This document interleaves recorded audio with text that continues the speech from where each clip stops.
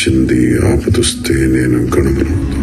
ఇక్కడ ఉన్నటువంటి ప్రతి కుటుంబానికి కూడా ఈ వర్షాకాలంలో చలి నుంచి వాళ్ళు రక్షించాలి అనేటువంటి ఒక మంచి ఆలోచనతో కావలసినటువంటి మంచి రగ్గులు, చాలా మంచి క్వాలిటీ రగ్గులు ప్రతి వాళ్ళకి కూడా అందించండి అని చెప్పేసి మీ అందరికీ సహాయం చేయడానికి ఇక్కడ పంపించారు.